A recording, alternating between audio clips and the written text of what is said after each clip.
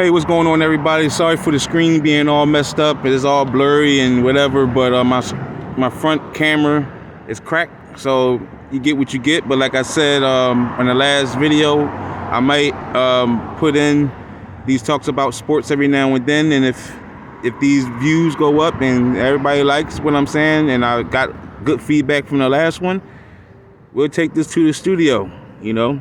But anyway, the Ryan Garcia fight and the Ryan Garcia and Gervonta Davis fight, I didn't know that Oscar De La Hoya and B-Hop wasn't at the post press conference. So I went and listened to why the reasons were, and here's an interesting take. After I tell you the reasons, you probably already seen it, but Oscar says it was because of death threats. B-Hop says it was because he was doing it out of respect. There was no need for him to be there. Blase sounds good. The issue with that is that it's two different stories. Because number one, if y'all two are together, and if Oscar is getting death threats, don't you think B-Hop is getting death threats? Or could it be B-Hop was getting death threats too? He just didn't want to seem like a sucker and didn't want to say that he was getting death threats. That's the reason why he didn't show up.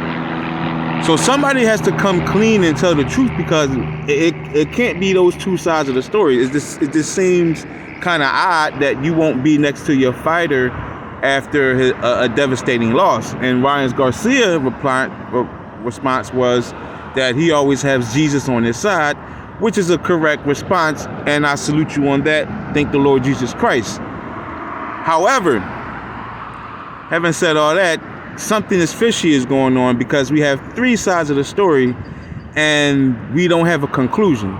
So therefore, I don't know what's next for Ryan Garcia, but if I was Ryan Garcia, I will go back and train hard, get my weight back up to 140, 145 possibly, and I may have to move from this situation. No disrespect for B-Hop. I have great respect for B-Hop and great respect for Oscar De La Hoya. They're great fighters, all-time fighters, right?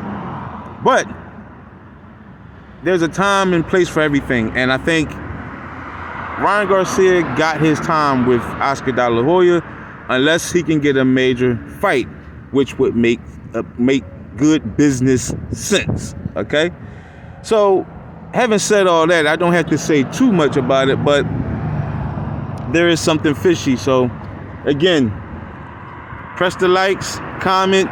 This goes up. We may take this boxing thing to the studio. We may have a full conversation every now and then, especially about some of these fights that may be coming up, and I like to see. So if anything else come up, I'll be right on it. This 316 signing off. 1.